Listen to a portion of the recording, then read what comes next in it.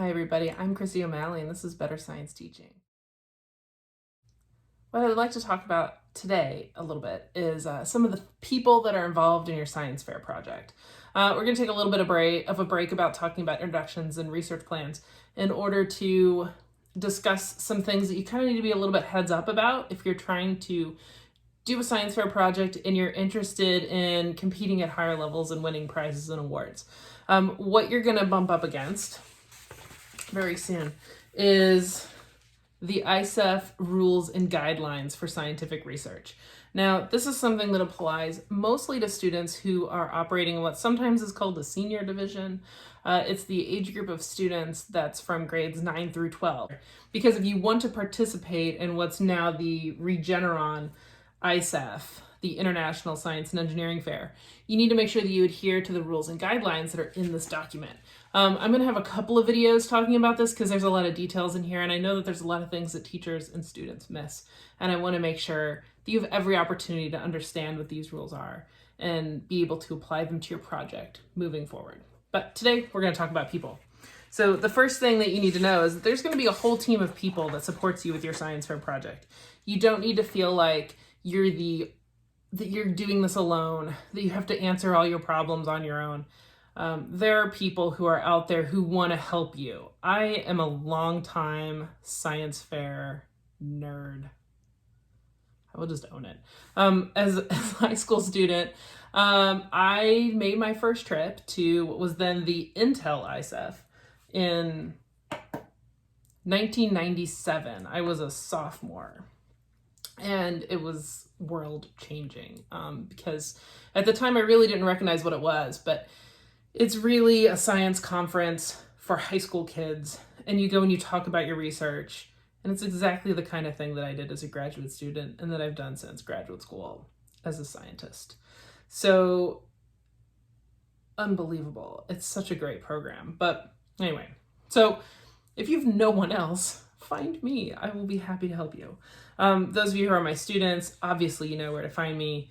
I'm also in Ohio, and so, any kid in Ohio or Western Ohio, or if you're working in Ohio and you know what district you're in District 10, happy to help you. Anyway, so what you need to know about is there's a couple of roles for people to play.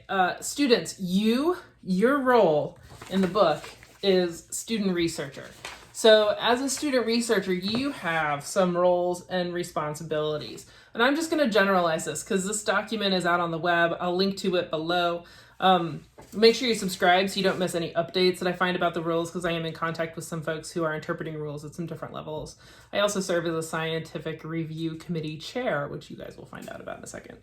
But students, one of your major roles is to be aware that there are rules and think about the ways that they apply to your project.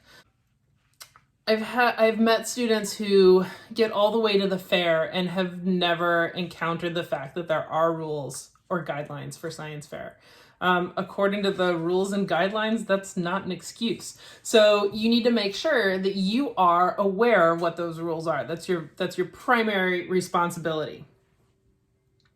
The second thing that you need to do, according to the rules and guidelines, is if you need help, make sure that you find some adults to speak to, some people who are qualified in the types of science that you want to do. And I would extend that too into the types of statistics. As a science student, I wasn't required to do a lot of statistics courses, and I really sort of regret that now that I'm an adult. I wish I had taken more classes on that. And so I encourage my students that if they can come up with statistics that would apply to their work, to go and find someone to advise them on statistics as well. You're also, of course, responsible for carrying out your project. We expect that when a student submits a project to science fair, that they did their own work. It's very important. It's usually pretty easy to pick out kids who didn't do their own work because they choose funky pronouns like they or we when they're talking about their research. It should always be I. Should always be I. The adult categories. There's the adults that are going to be working with you, and then there are sort of the adults that are going to sort of be on the flip side and be the people who kind of tell you, well, wait, haven't you thought about this? Or wait, have you thought about this? Or wait, and interpreting rules and giving you feedback on your project. So we're going to start first with sort of your team. And your team is going to be the people who help you devise a project that not only answers the question or problem that you're presenting, but also help you identify if it's meaningful and where you might have ethical concerns. So the first person is going to be the person who's called your adult sponsor. For many of the students in my class, I'm their adult sponsor. It doesn't mean I'm paying for anything. It just means that I'm keeping an eye on them. I'm making sure that they are following the rules and guidelines. So my responsibility as an adult sponsor for those students is to be actually in contact with the students throughout their project and making sure that they're following the rules and guidelines and following their own research plan. But my role is also to be familiar with regulations and laws that surround either the procedures or the materials that are involved in their project, and also help them fill out their forms. Forms are really important. Nobody likes forms, right? Do you guys like forms? Nobody likes forms. But you'll find that once you're familiar with these, they're relatively straightforward and easy to use. But it's the responsibility of the adult sponsor to complete the forms with the student. And so again, when a student comes to one of our fairs and they say, oh, I didn't know I needed the forms. Well, you got an adult sponsor signature, and it's literally their responsibility is to help the student complete the forms. So, there's a lot of steps here where we try to make sure that students are following through on things. So those are my roles. As an adult sponsor, to be familiar with regulations and rules and guidelines, help fill out forms, and to be aware of what a student is doing with their project.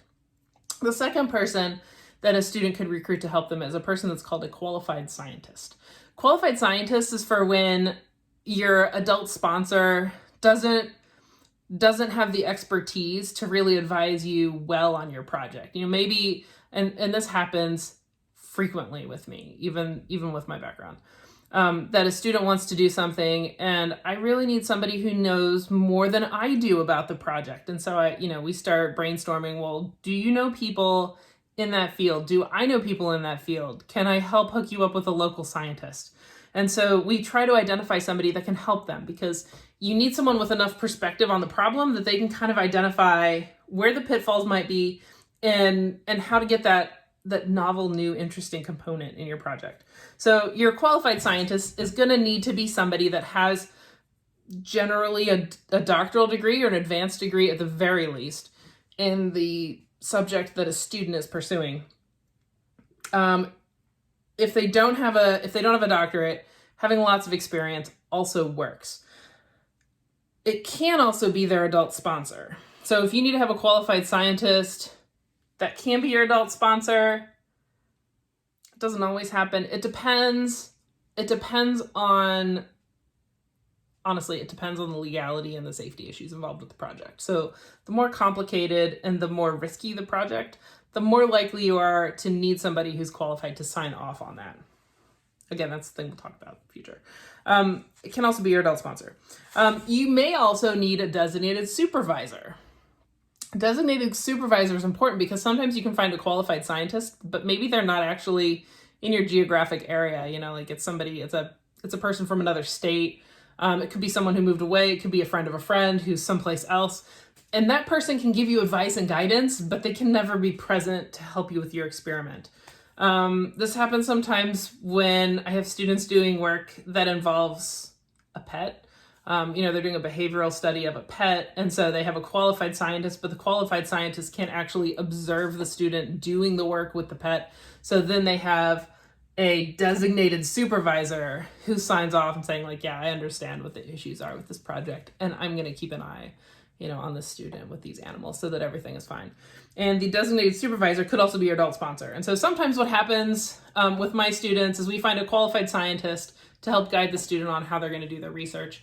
And then me as their teacher will sign off as a designated supervisor, especially if a student is doing work in my lab space, that can happen. So with these three roles, adult sponsor, qualified scientist, designated supervisor, these are people that can be the same person. It doesn't really make sense that the qualified scientist would be the same as the designated supervisor, because generally the designated supervisor is there when the qualified scientist can't be.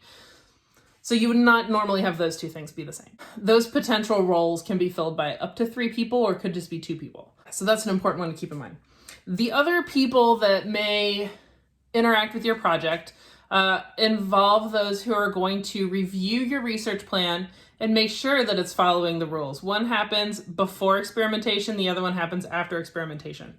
So generally, you're going to have a group called an institutional review board review your work before experimentation under some general guidelines. Mostly, we see students who need an institutional review board review if they are either working at an industrial site or a college or university. In those cases, you almost always have to have an IRB, and your IRB is going to be operating out of that organization. And so if you're working at a university, you're going to need the university's IRB to sign off on your work. If you are a student and you're doing work at home, you may have your school IRB sign off on that. So your school is able to form an IRB. The cast for your IRB is going to be, you need one educator, you need a teacher, you need a school administrator, so principal or vice principal or something. And you're also going to need a medical or health professional. In our school building, we frequently ask our school nurse to fill that role in. And she's great at it. She's used to us now.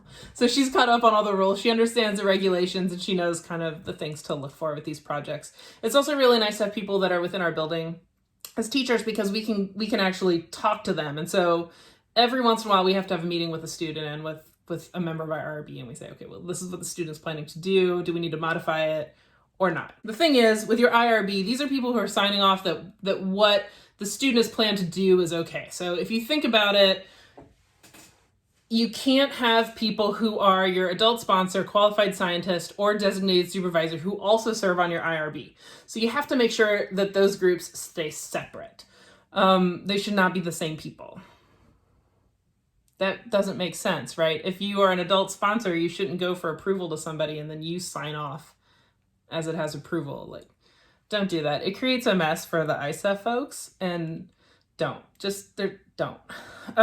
The other group of adults that does have a review purpose is the Scientific Review Committee. Now, if you don't have an IRB, you can contact your local fair or your district or however your state is organized for science fair. Contact your next fair and say, hey, do you have an SRC? Because I have a project that needs prior approval. And your SRC can do that in lieu of an IRB. If it has the right components, right? Because your school IRB said that it needed to have a teacher, an administrator, and a health practitioner of some sort. So you have to reach out to your SRC. They'll find people for you. That's what they exist for. But you can't, just like the IRB, you can't have the SRC made up from the same people as your adult sponsor, qualified scientist, and designated supervisor. So what that means is the kids that are at my school, because I serve on the SRC of our first fair, the first fair where students are eligible to win a slot to participate at the Regeneron Science Fair, the Regeneron ISEF. I can't be part of the SRC that reviews their projects prior to competition. And so we have other people in our SRC who do that for my students. But you have to make sure that they stay separate. Those folks are looking for that students adhered to their research plan that they wrote, which we will talk about in the future, that they follow the rules and guidelines. So you need to pass that approval in order to be eligible for ISEF awards. So if you're participating at a local or regional ISEF affiliated fair, an ISEF affiliated fair is a fair that is, because they are members of the Society for Science and the Public group that can send finalists to the International Science and Engineering Fair, they have said that they will follow the rules and guidelines. So there is an SRC at each of those fairs, a whole committee, that reviews projects for the fair to make sure that they're eligible for these awards. And you want to be eligible for these awards because there's trips and there's scholarships and there's money.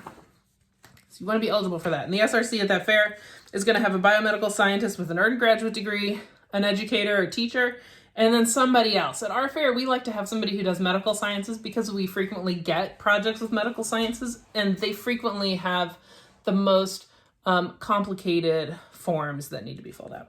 But and like the IRB, your SRC can't have people that are your adult sponsor, designated supervisor, or qualified scientists. Those things can't mix. Your IRB and your SRC maybe can, probably won't, but it's not, there's not a rule that says that they can't, I don't think. But they cannot be the same as your adult sponsor, your qualified scientist, and your designated supervisor. So the people who are advising you can't be the people who approve you. That's the simplest way to think about it. All right, I hope that helps you understand the cast of characters for Science Fair while you're thinking about getting started and who it is that you might be able to ask for help with the project that you're making. I hope that you stay safe and you be well. I'll see you soon.